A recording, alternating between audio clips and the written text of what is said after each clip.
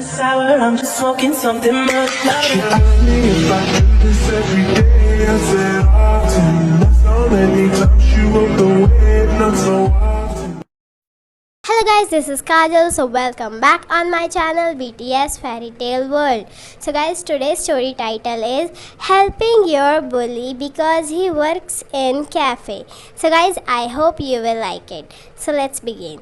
तो यहाँ पे हमारी स्टोरी स्टार्ट होती है येन से, जो कि अपने क्लासरूम में अपनी गर्दन नीचे झुका के और अपनी बुक को बहुत तेज़ी से पकड़ के जा रही होती है, ये उम्मीद करते हुए कि उसको ऐसा वो पर्सन ना मिल जाए जो उसकी लाइफ को हेल बना के रख रखा है जिसने। तो चलते वक्त येन को कोई पीछे से अचानक ही टैप करता है उसके शोल्डर पे और वो काफ़ी ज़्यादा घबरा जाती है और अपनी आंखें बंद कर लेती है, ये सोच के कि ये उसका बुली है। फिर येन को पीछे से आवाज़ आती है कि मैं जंगकुक नहीं हूँ, तुम मेरे से इतना डर क्यों रही हो, अपनी आंखें क्यों बंद कर ली तुमने। तो ये यहाँ पे पहचान जाती है कि वो उसकी बेस्ट फ्रेंड है और फिर वो अपनी आंखें खोलती है और थोड़ा सा रिलीफ लेती है, राहत की सांस। और फिर उसकी बेस्ट फ्रेंड सोमी उसके बैग को पैट करते हुए चकल करती है, जहाँ पे सोमी येन से पूछती है कि तुम अभी भी वो तुम्हें बुली करता है तो तुम्हें प्रिंसिपल को कंप्लेन कर देना चाहिए। इस पे येन कहती है कि क्या फ़ायदा, अगर मैं कंप्लेन भी कर दूँ उसका कोई फ़ायदा नहीं क्योंकि पूरा स्कूल उससे डरता है। जहाँ पे सोमी कहती है कि काश मैं उसको मार सकती इतना। तो येन इस पे कहती है कि चलो छोड़ो, जाने दो अब। और फिर वो दोनों रैंडमली बातें करते हैं कुछ।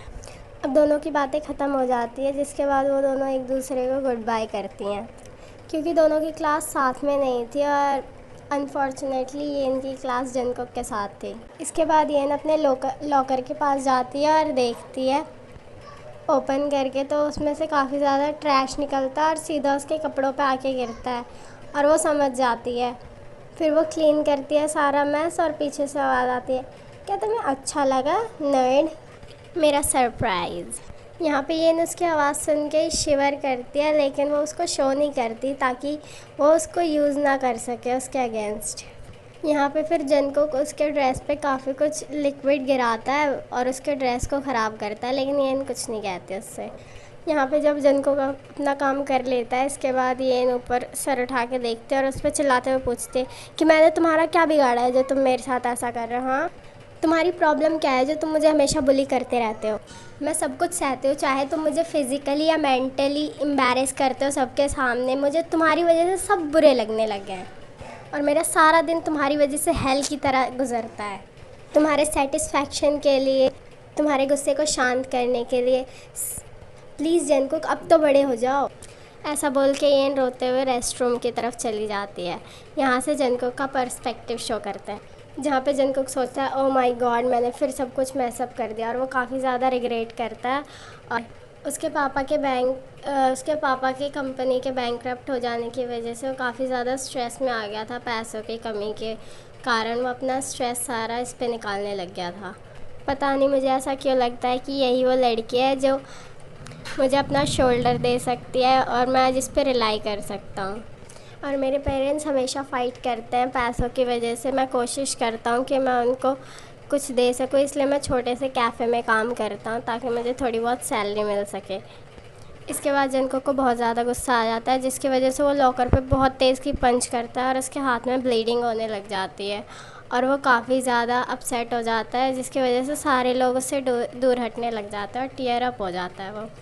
इसके बाद सीन शिफ्ट होता है वॉशरूम में, जहाँ पे येन काफ़ी ज़्यादा रो रही होती है और वो अपनी ड्रेस चेंज करती है, फिर वो अपने आंसुओं को पोंछती है और फिर वो बाहर जाती है। तो वो देखती है कि जंगकुक उसका वेट कर रहा होता है बाहर, जहाँ पे जंगकुक बोलता है कि येन वेट, लेकिन येन उसको इग्नोर करते हुए उसके साइड से गुजर रहे होते हैं और फिर वो उसका हाथ पकड़ लेता है और उसको रोकने की कोशिश करता है, बट येन बहुत ज़्यादा गुस्से में होती है, इसलिए उसका अपना हाथ ज़बरदस्ती उससे छुड़ा के वहाँ से जा रही होती और चली जाती है। और येन को जाता देख जंगकुक का दिल काफ़ी ज़्यादा भारी हो जाता है और वो काफ़ी ज़्यादा टेंस्ड हो जाता है। फिर वो गुस्से में काफ़ी ज़्यादा फ्रस्ट्रेशन में वो अपने हाथ अपने सर पे फेरता है। फिर यहाँ पे वो अपने माइंड को शांत करते हुए अपने नेक्स्ट जॉब के लिए, जो उसका पार्ट टाइम जॉब होता है, उसके लिए रेडी होता है। अब यहाँ से टाइम स्किप होता है और येन जो कि सिटी टाउन में अपनी कॉफ़ी पीते हुए फ्रेश एयर लेते हुए जा रही होती है। तो यहाँ पे वो दुकानों की तरफ देखते हुए जाती है, तो उसे एक दुकान पे एक फिगर दिखता है जिसकी वजह से वो जाना पहचाना लगता है और वो क्या बोलते हैं ऑर्डर दे और ले रहा होता है उस वक्त। फिर वो थोड़ा ध्यान से देखने के लिए थोड़ा पास से जाती है अंदर की तरफ।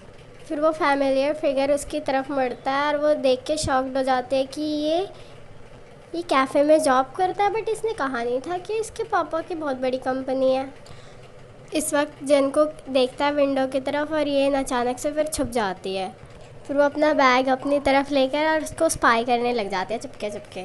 तो यहाँ पे इनको 2 घंटे हो जाते हैं उसको स्पाई करती रहती है और वो देखती है कि जन को क्या है काफ़ी ज़्यादा कस्टमर उस पर स्कॉल्ड कर रहे होते हैं और लोगों को ड्रिंक पसंद नहीं आ रहा होता है इस वजह से। लेकिन जो उनका मैनेजर होता है वो भी कुछ नहीं करता और वो उल्टा जनको पे ही स्कॉल्ड करता है। यहाँ पे जनको को देख के ही पता चल रहा था कि वो काफ़ी ज़्यादा थक गया था और इस वजह से वो किसी के ऊपर कोल्ड ड्रिंक भी स्पिल कर देता है। जहाँ पे वो औरत कंप्लेन करते हुए जनको के ऊपर सारा ड्रिंक गिराती है और वो बस नीचे देख रहा होता है। जहाँ पे वो ओल्ड लेडी मैनेजर को बुलाती है और वो मैनेजर जनको के सर पे हिट करता है और अब ये इनको इतना बर्दाश्त नहीं होता है इसलिए वो अंदर चली जाती है। जहाँ पे वो ओल्ड लेडी चिल्लाते हुए बोलती है क्या कि तुम मुझे बेकार कॉफ़ी देने की कोशिश कर रहे थे, ये तो मैं अच्छी हूँ इस वजह से मैंने तुम्हारा कैफ़े बंद नहीं कराने का सोचा।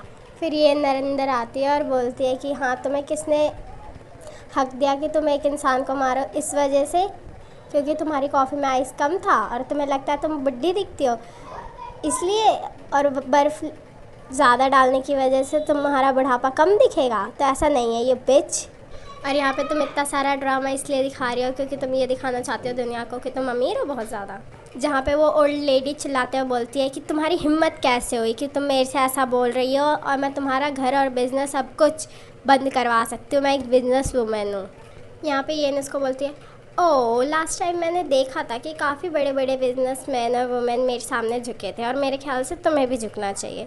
यहाँ पे वो लेडी बोलती है ओह तुम्हें ऐसा क्यों लगता है कि मैं तुम जैसी लो लड़की के सामने झुकूँगी। यहाँ पे येन कहती है ओह मुझे नहीं पता, लेकिन ये बात तुम्हें मेरे पापा से पूछनी चाहिए। जिसके बाद वो अपने पापा का नाम बताती है और वहाँ पे सभी लोगों की आंखें बड़ी बड़ी हो जाती है, साथ में उस औरत की भी और जनको की भी।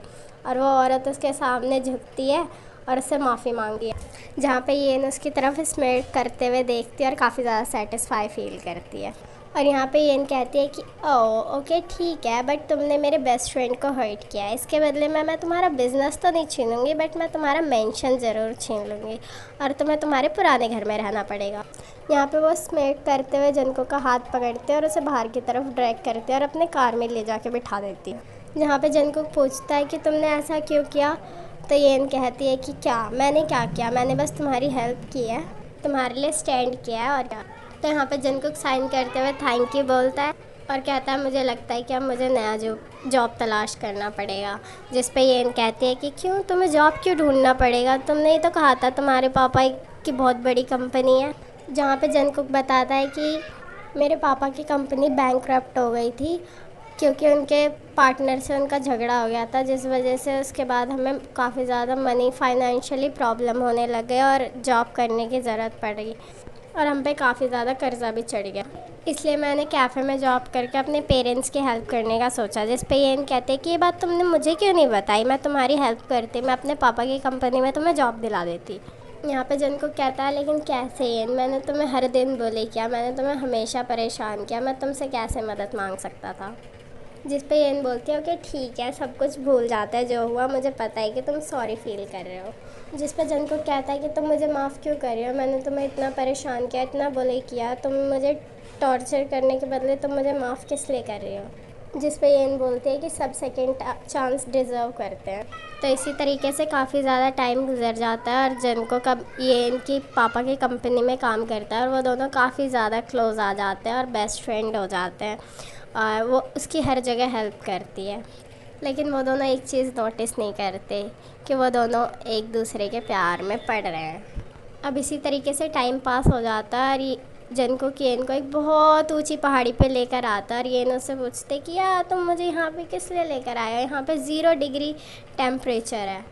फिर जनको कहता है अगर मैं तुम्हें बता देता तो सरप्राइज़ कैसे होता। फिर येन कहती है कि फ़ाइन, लेकिन ये जगह बहुत खूबसूरत है। फिर जनको येन से कहता है कि येन एक्चुअली मुझे तुम्हें कुछ बताना है। और वो येन की आंखों में काफ़ी डीपली देखने लग जाता है और येन यहाँ पे काफ़ी ज़्यादा नर्वस हो जाती है और सोचती है कि काफ़ी ज़्यादा सीरियस लग रहा है जन को कभी।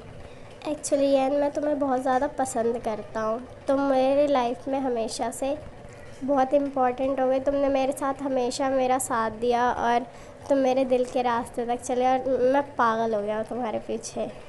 और मैं प्रॉमिस करता हूँ मैं तुम्हें कभी हर्ट नहीं करूँगा अपनी लाइफ में। मैं तुम्हें हमेशा अपनी लाइफ में सबसे इम्पोर्टेंट पर्सन हो तुम मेरी लाइफ में। क्या तुम मेरी गर्लफ्रेंड बनोगी?